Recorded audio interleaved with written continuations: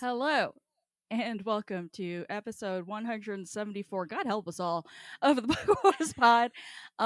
We are reading Out of the Shadows by Justina Ireland, which is a YA book from the High Republic. And today we're talking about chapters 12 through 24. So we are in the middle of the book, and shit's getting real. The gang's coming back together. Sill's mom got Galen Ursoed. You know, it's all normal shit's going on. Is that just the universal Star Wars yes phrase now for when for a parent kidnapping dies? your parent? No. For kidnapping your parent to do an evil science. Okay, that makes more It's sense. fairly specific. Because I was like, if we're talking about dead parents in Star Wars, then we should probably be calling it the Shmi Skywalker. I was gonna say we have a plethora of things we could call that, friend. I think it'd be harder to call it after an alive. Name it after an alive parent. To be fair, it's true. Oh God. All right. What are we drinking, friends? I'm drinking a Breckenridge Brewery vanilla porter. It is my second of the evening. Is it your second? I didn't even see you drink the first you were one. sleeping. Yeah, of course I was. This is shocking to everybody. Yes. Just a little glimpse backstage at Book Wars Pod HQ. Kate's snapping. I'm unconscious. A solid 67% of the time. I'm unconscious until he pulls me out of my pod to record. So, out of my egg. I have to give her like 3 warnings to wake up. Yo, shut the fuck up. You bum. Rana, what do you have? Well, one, I just want to say I can always tell when Kate is sleeping because of where Orca is in photos. So if I see the bureau, I know she's taking a nap. If he's on the couch, she might still be taking a nap. It's true. I am drinking. Normally I do beer on Book Wars Pod. And by the way, I have 2 of those in my fridge right now, Chris. But I have Ciro because we had a big snowstorm this weekend. Well, not that big, but we had a snowstorm, and I was like, this means I'm cooking and drinking wine. Obviously. I've never had this before. It's from like very southern Italy, like almost Sicily, but not Sicily. And everything on here is in Italian, but it's good. It's very like, it's not as drinkable as like Sicilian wines or Spanish wines, but it's pretty chill. It just is described as a classic red wine, but in Italian and in weird calligraphy. So that's what I'm drinking. I think the vineyard is Librandi. I don't actually know. There are a lot of words on here. I love it. I love it very much. It's delicious. That just reminds me of how, so if anybody here ever goes to Italy and you want to drink cheap, literally just go into any bar or restaurant, ask for whatever their house wine is, and it's going to be better than the most expensive wine you've gotten in the United States, and it's going to cost like €3 a glass. The nice thing about Southern Italian wines is they're cheap. So we went through a couple bottles of them over the last few days. But it was cold and snowy, and they were like $11 a bottle for delicious wine. So that's my answer. I will pass it over to you, Kate. Ash, you got anything? Or you just... I'm drinking a Sprite Zero, different from my normal water. I was gonna say, it's got flavors, bro. That's exciting. You make it sound like the only beverage I consume is water, which is not entirely untrue.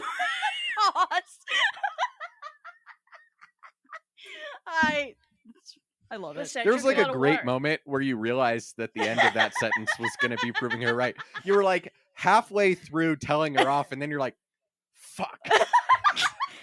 I also have a bottle of water, so you know. Excellent. I'm a thirsty boy, okay? Listen, it's a good thing. We love health. So I found this in the back of the fridge. I don't know how. Rana just mouthed, do we? Yes, I forgot it was muted.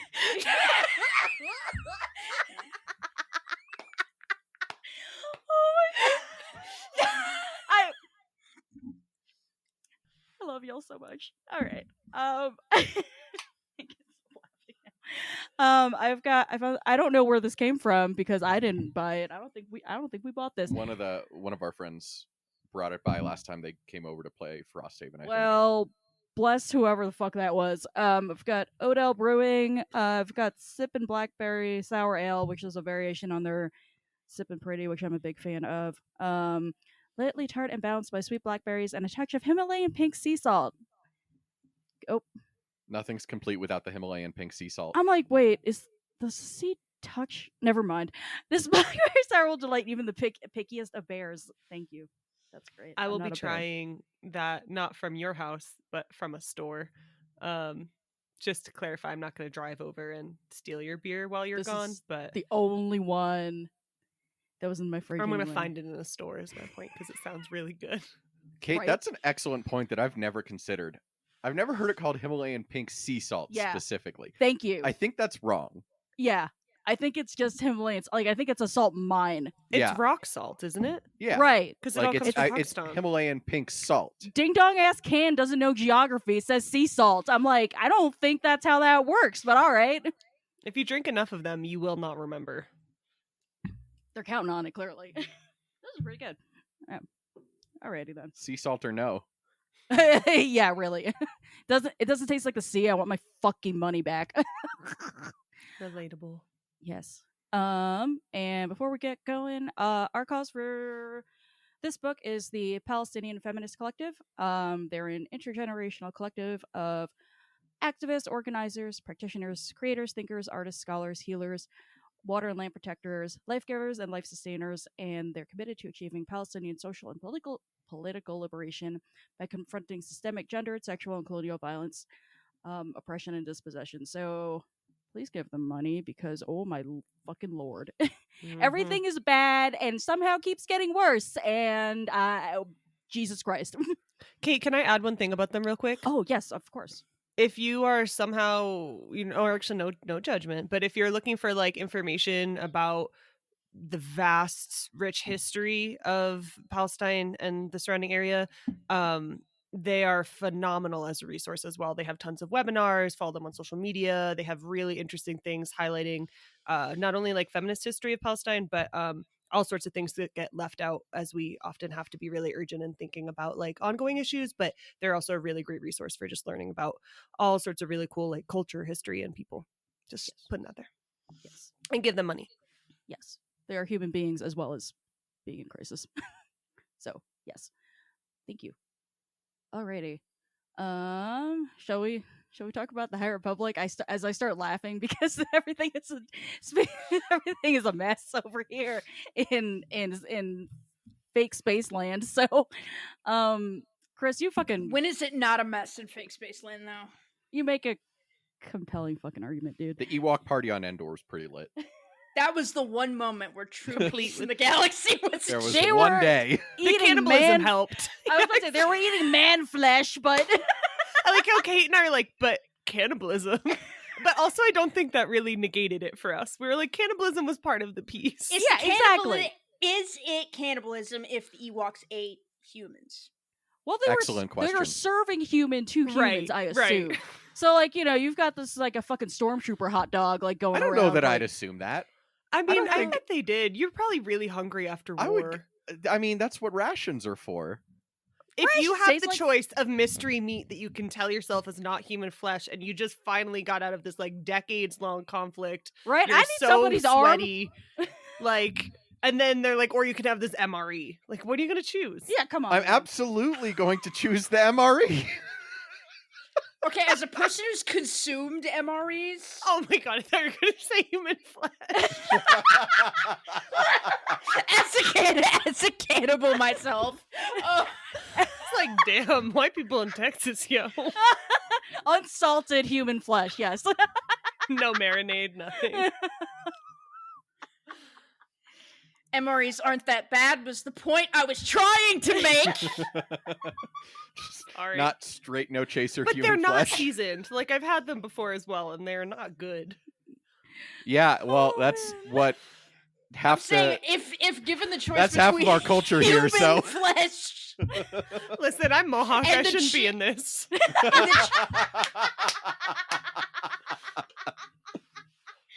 Oh god. Oh man. Okay. Chris, just Yeah, we got off on a. you wrote this Sorry. outline. I'm not. No, it's fine. It's. Oh, I'm sorry. This is very serious and straightforward and on topic pod. Not enough cannibalism in this book. Oh my 0 out god. of 10. I wanted to talk a little bit about the world building because it feels To be fair, we're talking about world building. Sometimes you watch. with cannibalism. Yeah. Yes. Okay, no. okay. Yeah. just It wanna was clarify. it was an intentional segue. Yeah. Okay. Yeah. It just feels like there's a lot more to the world in this book than there usually. And we started this podcast because I was like, I want to know more about the world that's like surrounding Star Wars and happening in between the movies and stuff like that. And So you got to learn about Luke eating noodles. yes, which is why I learned about Luke eating and also floating noodles. Don't We're- eat Excuse we're me, never- he scooted those noodles. He didn't. You're float right. the Float noodles. is generous. You're so right. God, we're never reading Heir to the Empire, y'all. Anyway, Guys, I The made a funny Star thing Wars is, reference. it's so Heir you're to the proud Jedi, of not Heir to me. the Empire. whatever. Kate is also unapologetically never going to read Heir to the Empire. That's true so. too. Sorry, Nancy. Anyway, Listen, Heir to the Empire was the coolest book in the world when I was 9 years old. Damn. That's an excellent way to put it. I love this. But it feels like the fact that they're in this whole different era gives them so much more leeway to actually build stuff out, which is like interesting because like, I mean, we all rightfully make fun of it, but literally the first words we see of the prequel era are the taxation of trade routes to outlying systems are under dispute. Like, Where the fuck is Miranda today? yeah, right. Like it's very like George Lucas and like has a long history in Star Wars of having this like absolute batshit craziness going on in the socio-political background, and we don't really see that in Star Wars books that often. But I feel like we're getting a lot more of it in the High Republic lately. Agree. I'm actually trying to think about when's the last time we've seen any of this in a book, and I'm like, all I think about is Bloodline because obviously that entire book takes place in Catalyst. Mm-hmm. Ah, yeah, good one. And some of the Padme series. Yeah, that's true. But yeah, no. But those aren't really background. That's more that those are the themes of those books. That's true. Like there are books that have political themes or not so much socioeconomic themes. Star Wars doesn't do poor people. But like we don't really have it where like the theme of this book is a quest to stop the Nile from doing XYZ. And also we're learning about how the Poors feel about the Jedi. Like, like it's an interesting. I think Star Wars is kind of. This is my commentary as someone who hasn't read The High Republic, by the way. Mhm. Star Wars has always been kind of afraid to show that people probably wouldn't be big fans of the Jedi. Yes. Just like inherent. I'm just saying from my perspective of like, if I see some dude who's magically gifted the ability to move things with his mind and use a cool laser sword, I'm gonna hate that guy. And then you find out they like take children.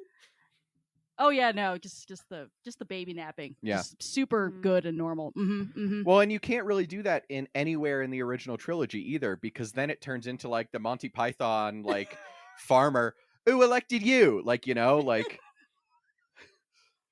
Like Wow. It's like no, we're taking the spotlight away from our main character who is hero's journey perfect. No, we're not supposed to do that. So we're gonna dial that back.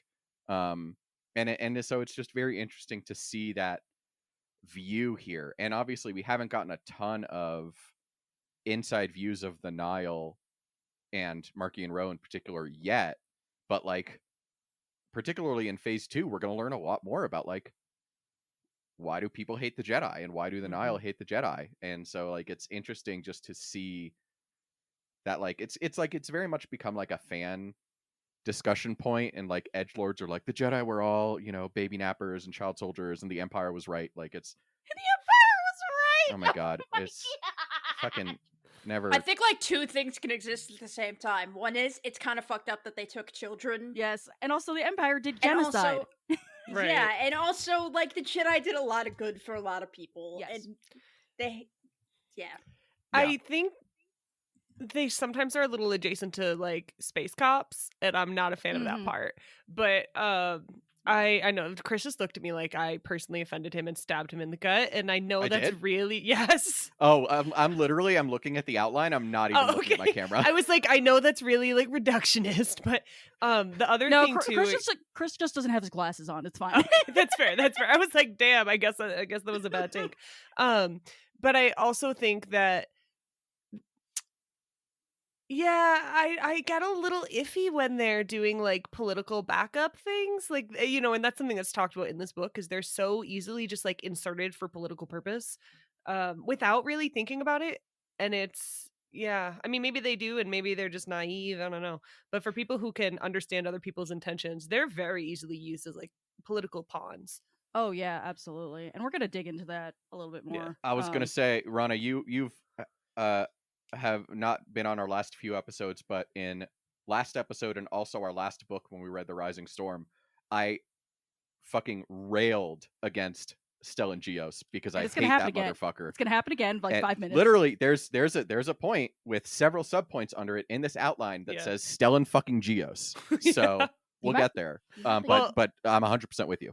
The only other thing I'll say about the expansiveness, and it's not necessarily political, though I guess in some ways it is it's just really nice that this book is it's not nice it's one of the few, but it is really nice to read a Star Wars book where there's actually a diversity of like skin tones and hair types. So obviously Justina Ireland is actually, I don't know what gender identity Justina Ireland has, but anyway, having a black author, say she uses she her. Okay, thank you. Having a black author just adds like the fact that it's not just automatically all of these characters are white and here's your one person of color. It's like the majority of background characters that are described are in a variety of skin tones. White people are described as beige.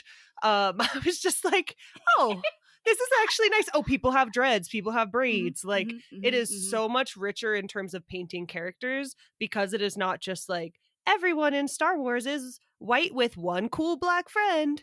And so I just want to name that in terms of the expansiveness of it's just kind of fun to get to actually have a variety of different things like that in the way characters are designed and built up. And yeah, it's definitely different than a lot of Star Wars books. Wait, do you think that Syl is like Finn's great grandmother? I actually think Imri is Proto Skywalker. Oh my god. The only white man we've ever seen.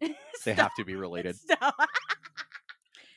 You just gave me flashbacks to the one time where I saw that someone was like Mace Windu is Finn's grandpa.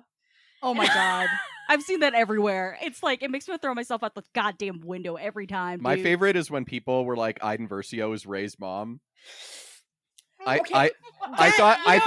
thought Bria's like brain was going to explode out her eyeballs. Which is very justified. You want to know something really fucking funny? It was on my old podcast, Skyhoppers, where I clipped the podcast where we were talking about how fucking stupid it was.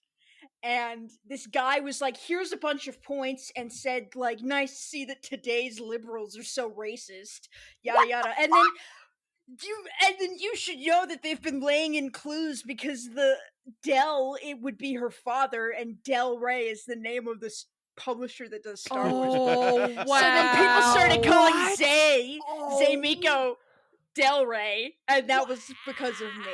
But I love that. I love your contribution to fandom menace culture, Ash. Wow, I'm gonna go on mute. I need to sit here and reevaluate. Oh my god. And then the guy just called us racist, sexist idiots for some reason, and was like, "You guys are idiots. You don't know anything about Star Wars." I was like, "Okay." Fascinating. The Del Rey thing took me the fuck out, even at the time. Oh yeah, like, this is the funniest. Oh my god, that is highly special. Holy shit. I was gonna say something before that broke my brain. Oh, that's so special. Rana, going back to what you were saying about the diversity in this book, absolutely agree. And also, just to like tie that back into us talking about this book actually going into what politics and socioeconomic stuff, I think it's important just to think about who writes these books and who Mm-hmm. got brought in on this project in the first place. We were thrilled at in Chicago Star Wars Celebration when they announced this project, and we heard really everyone who was getting involved with it. But I think just having Justina Ireland, Daniel Jose Older, being two of the people who laid the foundation for this entire section of Star Wars. I don't know what to call this. Era. Yeah, what? That's a word. Yes, I knew that word. It was in my Time brain. section. Yeah. Wow. This entire era of Star Wars, I think, has been really, really important. The fact that they have been bringing in other authors of diverse backgrounds, like Sarah Cordova, and I can't even remember who else is writing for them right now. Alyssa Wong. Yes. Lydia Kang. Yes. But it's great. There's someone else too. Yes. But it's great. So. Oh, absolutely. I mean, huzzah for that. And I think that I think you're absolutely right in that. Like, part of why, I mean, George Lucas is famously like, dude bros on the internet. He's famously apolitical. Star Wars is apolitical. Oh my God. No, but like, he is famously extremely fucking political. Mm-hmm. But historically, Hollywood is not. Yeah. And even though he kind of went against Hollywood with these movies, he's still a creature of his background. Right. And I mean, so like, he only goes so far, and then everybody else who does it doesn't go anywhere. Yeah, I mean, just thinking about like who's writing these books versus who's working on everything the fuck else in Star Wars, especially the movies. Funnily enough, a mystery box politics. Stop it. Funnily enough, a white person who grew up solidly middle class when there used to be a middle class, like back in the 70s and 80s, having a little bit of a different perspective on how things work. Whereas for some of us, politics is not being aware of politics is impossible, because that's just, am I allowed to just go outside, without feeling like I'm gonna get rocks thrown at me? So, that is all. Chris, you wanted to rant about your favorite person. I did. I mean, did we want to talk about any of the specific socioeconomic themes, or do we want to just leave it there? No, I think we talked about it.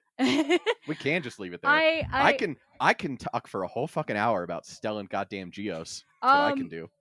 I will talk about xylophone, that we've decided is what we're only calling him that.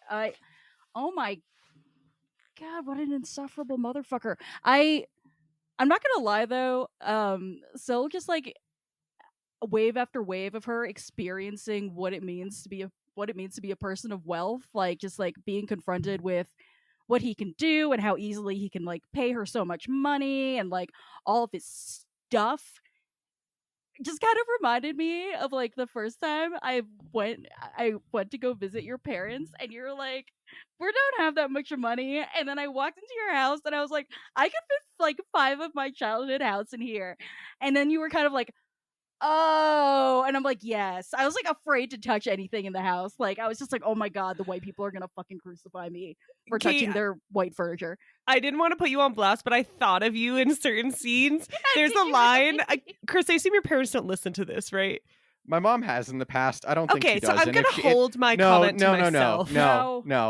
No, you should say everything that you want to say. Okay, well, Kate, you can choose to cut this if you're uncomfortable, but there's one line where Syl is like, well, if you're gonna be around wealthy people, at least you can take their money and go. And I was like, hey, Kate. Yeah, no, I thought of that exact experience for you, Kate, so I'm glad you're bringing it up, because I didn't want to put you on blast. Listen, you're not wrong about that. And you know what? I'm okay with it. They have more than enough, so that's fine. But yeah, no, I really related. I did really relate to Sylvie, just being like, well, if I'm in this weird situation, what can I milk it for? Because like, yeah, girl, absolutely. It's like, why wouldn't you do that? Especially because like this guy's just like, God, he's the scum of the earth. He's just like, I worked so hard to take like grandma's giant pile of money and make $2 more, and I'm like, wow. Jesus Lord. Um, I feel like we talked a lot about Xylan last episode, so I think I'll leave it there. Do y'all have any? Yeah. No, I mean, Xylan is a caricature, like and as he should be, is a caricature. But I mean, I think the really fascinating part is that like we're supposed to hate Xylan. Like that's very clear as we're reading. Like we're supposed to not trust him. We're supposed to be irritated by him. Like he's so rich that even the riches hate him. Like his constant wardrobe changes fucking send me though. Like it's just like, oh my god. Like we do definitely get a repeat of that don't trust people with cloaks that happens throughout Star Wars. Yep. But what was interesting to me, and we're gonna get a lot more about Gira Staros in this book and in subsequent books. She becomes a major player. Dude, this was fascinating in the High Republic era. They're just openly talking about how she's like bought and paid for by the Santekas. Like that's like Gilded Age levels of corruption, where it's like, oh, you won't vote for this bill that Carnegie wants because you're a Rockefeller senator. Like, you know, it's like that era, and it's wild that like he's just saying that to her face in front of people, and that later on Syl is like, oh, now they're really gonna talk, like without their filtered things, and yeah. I know, it's like they're gonna talk completely unvarnished. And I was like, then what the fuck did I just read? Holy moly! It's wild shit. This is super fascinating. I would appreciate that opening in the. Oh, sorry. I would appreciate that that openness in the prequel trilogy. It'd be pretty. Right. Yo, tell me about it. No, tell me about it. Sorry, Padme, I'm not voting for this because I hate you. Somebody's nominated Senator Palpatine to be Chancellor. Yeah, this wasn't a surprise. I fucking did this. I think you can usually tell who's the most bought and paid for in the prequels by how much velvet is in their office. That's accurate. Trick. And their how Republican their name is. Right. Yes. Oh my god. Jesus. If it could be true, if it could be any anagram or interpretation of the word George Bush. Oh my god. I always love people like introducing people to Newt Gunray for like the first time. Like, and by the first time I mean people who have seen who know who Newt Gunray is, and then being like, hey, just reverse those syllables in his last name for a sec. Ray. Oh. It's like my favorite thing to do. Thanks, Chris. George Lucas isn't political. Not at all. This is not, none of this is political. Why can't you guys just keep fucking politics out of my Star Wars? Fucking liberals and trying to make Star Wars about them. All this fucking woke shit, man. You go woke, get broke. Am I right, fellas? Just gonna keep drinking this beer. I'm so sorry. No, you're not. Now I'm just laughing because Gina Carano thinks suing Disney is going to go well for her. Oh, Christ almighty. That motherfucker. Disney, famously not a litigious company. Oh my goodness fucking gracious. I think she just wants her name in the news. Yeah, that's exactly it. What? You didn't see her latest film where she played a Secret Service agent having sex with Joe Biden? This is a real thing. Look it up, people. I don't want to. This movie literally made $800.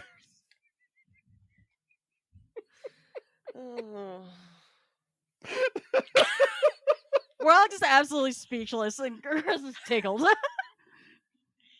I could have lived my whole fucking life. My whole life. And they think there's something wrong with us. Man, oh man. Okay. Gira Staros. So I'm just fascinated by this just because, like, we've only seen her through Avon's eyes. I don't think if we've met her before, like, Vern met her for like 5 minutes or something like that. Gira? Yeah. Yeah, we have never met her. Yeah, okay, that's what I thought. And it's fascinating because, like, listen, Avon is a great character, and I like her a lot. And also, she's like what 9, 10, so and she's just like, oh my god, my mom is terrible and so annoying. So like, I'm not reading this middle grade book as an adult. I was like, what the fuck was the name of this book? Uh,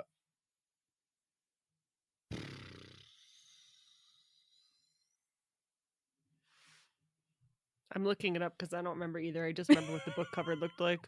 I like remember all the other middle This is grade so ones funny to and me. not this one. But anyway, reading this middle grade book as an adult, I'm not necessarily inclined to believe her, because like, who doesn't kind of hate their parents when they're a tween, but no, seeing Gara Stars like in person and up close, and yeah, it was extremely interesting, and I can absolutely see why Avon's like, what if I just stay on the frontier so far from my mother that maybe I can just be invisible and never deal with anything ever. Like, and just reprogram my sassy droid. Also, it was a test of courage. Thank you. Thank you. I did not remember that shit. Thank you. But yeah, no, getting to actually meet her, fucking Jesus. It's also so sad because she has such good style. Like, I'm reading about her outfit. I'm like, what? What? Why do you have to suck? And yet she's the good guy. I know in this That's story the thing so too. far. Mm-hmm. Like, because she's not Xylan.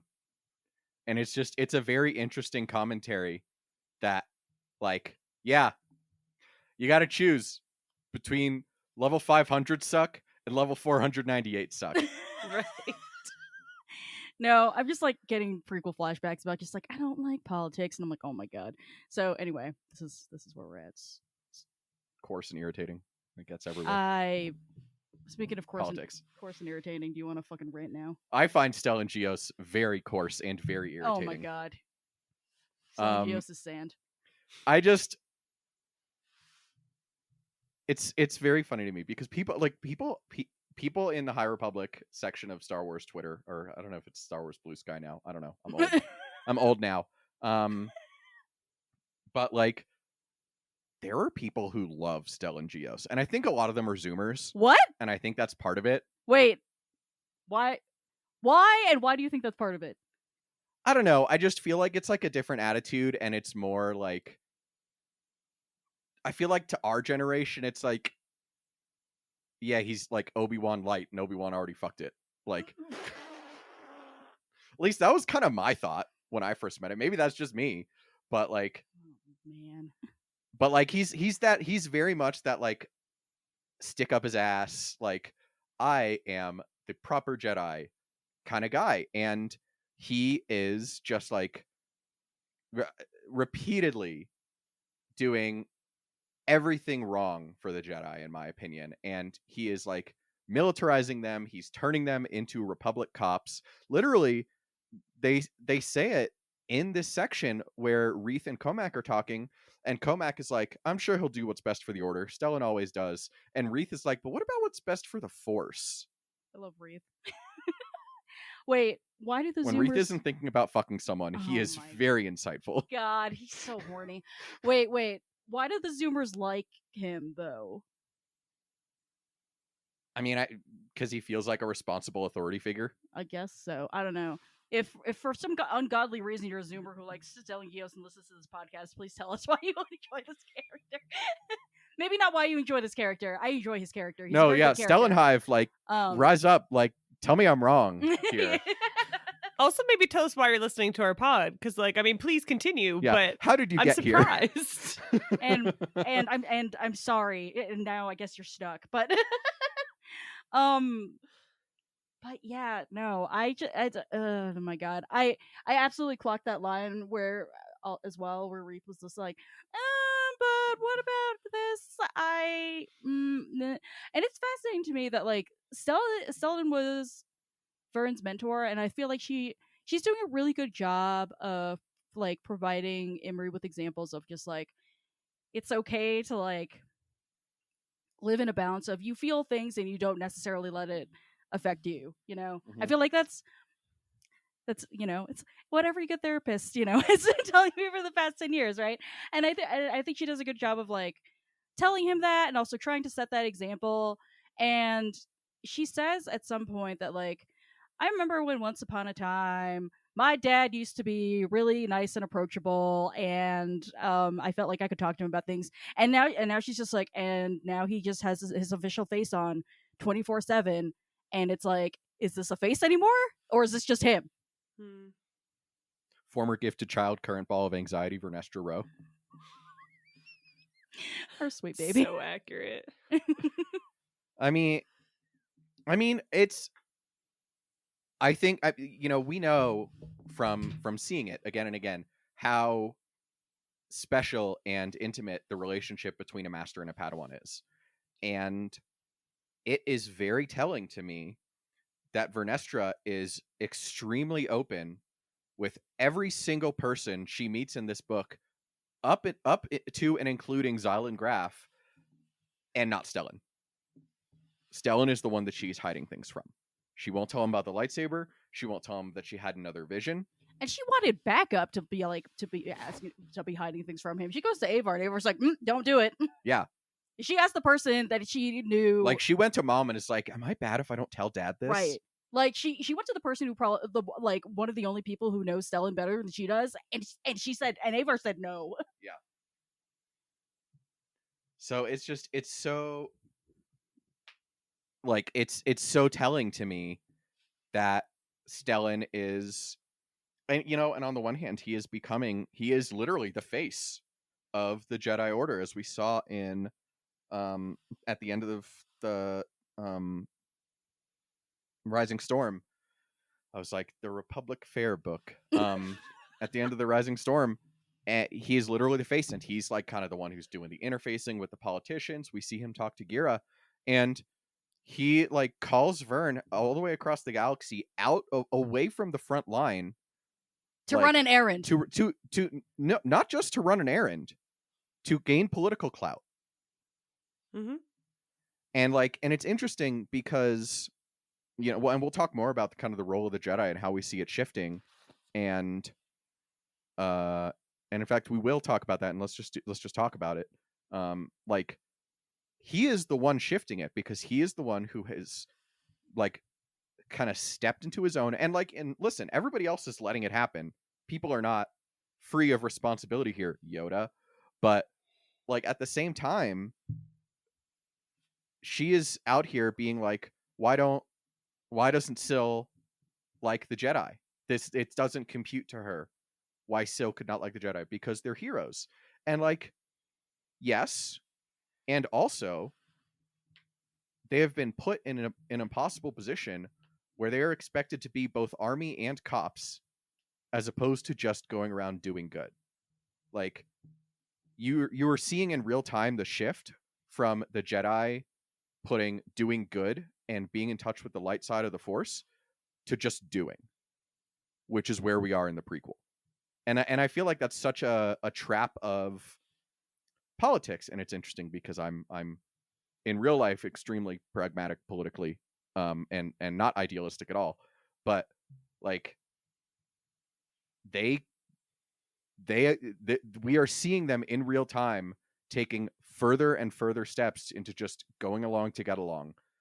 Oh, we're buddy with the Republic now? Yeah, we'll send 2 negotiators to this political dispute that has nothing to do with us. Yeah, we can just send people on spy missions for political assassinations. There's no problem with any of this. Normal. Like, and like, I hate the slippery slope argument, because it rarely is a slippery slope, but like, we are seeing that slope start, and it's all Stellan's fault. I mean, but also, no, I don't know. No one, everyone's like thinking about, is this the right thing to do? And no one said anything yet either, except for Avar, and Stellan just shouted her down. So, well, that's okay. That's the thing. Okay. The Antis appointed their champion, and he shouted her down. Fair enough. The Antis, please stop. Like, literally, there is like, this is obviously very paraphrased, but there's essentially a scene in Stellan's office where Vern is like, but I want to do actual good things. And Stellan is like, No. Like, it is, and like he has his reasons. The Republic is under attack. It's an unprecedented time. Like, they have never faced a threat like the Nile, particularly after what happened to Loden, where now they are taking the threat far more seriously because now the Jedi are not invulnerable. But at the same time, you have, led by Stellan, because it's definitely not just Stellan, but you have, led by Stellan, this ideology of we are the ones who are important, and we create importance, and we are able to impart that on what we do, versus the more kind of traditional spiritual aspect of the Force, which is nothing matters except the Force. Mhm. We are the vessels of the Force. We do the Force's will. We must always do the light side of the Force, even when it is hard. And that's just quite simply not what's happening here. The light side of the Force does not give a shit about currying favor with Gira Staros. God. All right, that's my Stellan Geos soapbox for the day. I was gonna say, how's it up there on the soapbox? How's the weather? It's honestly a little chilly. It's supposed to snow this weekend. Oh my god, I fucking hate Chief so much. But yeah, we've got, speaking of just normal people and their opinions they get out, we have Jordana on here. I almost want to save her for next time because I feel like she's gonna be doing some more like badass shit, and also it almost feels wrong to talk about her without Burb here, because Burb obviously is already big gay in love with her. So, Twist. so I feel like we can perhaps put a pin in that for next time. That's fair. Though we should always talk about Remy. Is it Remy? I was going to say she has a really good cat. Yeah. Which is probably also part of why Burb is big gay in love with her. Let's be real here. even though Remy's the opposite of Tony. They both be chonkin'. It's, oh man, they're good kitties. All right. So, we've got a few bits and bobs here. Oh my god. Somebody wrote down so many mentions of Hollows. I'm obsessed. That's fine. I'm obsessed with Dr. Uttersond and him being in prison, being like, I get to watch TV. Which is so amazing. He's just so overworked and burnt out, which, like, fair. He's working for evil people who will shoot him in the face anytime they think that he's no longer useful. But he's just, like, binging fucking basically, like, space K-dramas. And Nan's like, what the goddamn hell is this? And I'm like, you go, man. Like, you take your vacation. You take naps. You eat popcorn. Like, I love it. He's just watching his stories. He's just watching his fucking stories. He is everyone's grandma. I know. He's just watching his programs, and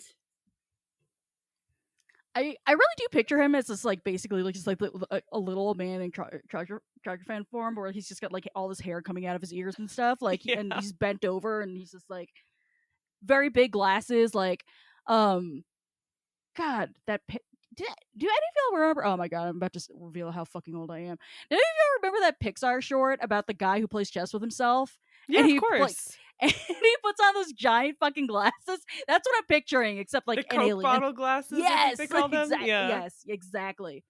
Okay, listen, Yeah. I don't know what people remember from. We are going to see Dr. Uttersond in a comic at some point, and yeah. that is literally exactly what he looks Oh like. hell So, yes! props to the authors for accurately Nailed painting it. that picture. I love it. The amount of hollow shade, or not hollow shade, Jesus, sorry, I'm reading the wrong line here. The amount of hollow references makes me feel better about, like, and my boss knows I do this, so I don't feel bad saying this, although I hope she doesn't listen to our podcast. But sometimes when I'm doing work, I have, like, trash TV on in the background of, like, same. Love is Blind, or, like, some just really garbage show. Just, like, so I, like, poke up my head. Sorry, Chris, this is basically an impression of you, but I see drama and I'm like, huh. And then I go back to my computer and I do my work. And so, sorry, I don't know why I'm Phil coming has seen for everyone drama. today. We will have 2 more weeks of winter. Oh my god. Exactly, yeah. And now I feel better about that because clearly Justina Ireland is a fan of trash TV in some capacity. Yes. Yes. No. It like listen. Sometimes you want some background noise on while you're reading or writing or whatever. And I feel like she's absolutely one of those people who just like has on garbage reality TV while she's like editing or drafting or something like that, which I love to hear. Yeah. The other thing she did that I love is there's some Jar Jar shade in this, like Mhm. specific references Mhm. somehow from the past Mhm. about Jar Jar, and I just love it. Like, you know, in the sequel movies when there's shade about the prequels, it feels kind of forced, but in this instance it was just, yeah, I loved it. A lot of Gungans have this very curious accent, and I'm just like, Right, exactly. I see you. Except she completely turns it on its head, where she's like, the only other Gungan she'd ever met had this very interesting accent, which people thought made him sound stupid, which he then used to his advantage as he was scamming them. Yeah. Like, I don't I think love it's it. coincidental that I know that patois can have a variety of meanings, but specifically in terms of like Caribbean patois, that she calls it that specifically. Oh, I was absolutely. like, okay, I see you. Yes, I think absolutely. every time somebody brings up Jar Jar Binks, I think about how his canonical ending is he is a clown to I know. entertain children. I know. Because Aren't he his feels bones in like The Force Awakens? What? Didn't No. JJ get in trouble for that? Like I thought that not in trouble, No, but didn't no. JJ like try to do that or something? That was a fan thing. Oh, That was okay. like, I don't know. I wouldn't saw this it be online. funny? Wouldn't this be funny? Yeah, no, that never happened. No, he's just canonically. That makes more sense. I was like, damn. A His homeless canonical clown. ending, though, is he's a Oh, I guess homeless yeah. I clown. guess J.J. Abrams did say he would hide the skeleton in there, but it didn't really happen. Huh? Weird. Oh, JJ. JJ's so weird. I know. I can't just stand that man. I Please stop giving know. him IP to things to ruin. do. I know. Just keep him as like a producer. He Yeah. does great at writing checks. He writes the best check. It's Hey, true. listen, he's produced several very good films. Yeah. He just hasn't made any. Jesus Christ. Super 8 was fine. Also, whoever put in this note about That was me. We can so- save it for next time if we need. I just want We'll to save it for Burb, We yeah. will, but selling Jordana and U-hauling, thank God. It just killed me that she's like, I kind of forgot my mom was gonna come back, and I was like, It's we'll been a just month. move in together. It's been a month. It's been a literal month, and I'm like, oh girl. It is very funny. It's so good. Well, no, we'll bring this. We'll bring all this back up again when Burb is here, because she will find no end of delight. Chief lesbian correspondent. Yes. Oh god. All right. Good shit. We'll talk about that. We'll talk about poor Vern trying to fucking teach Do and anything. having a heart do anything useful, and left and right she's stymied by just a pure like incompetence, idiocy, and like political maneuvering. This poor girl. Or angry clouds. Oh yeah. So you know. I mean, it's funny because like, so we know from, it was announced at Star Wars Celebration whatever last year, that Vern is going to be a character in The Acolyte, and they released a screenshot of her, and she just looks so tired. And every time I read about her adventures, I'm like, man, I'd be tired too.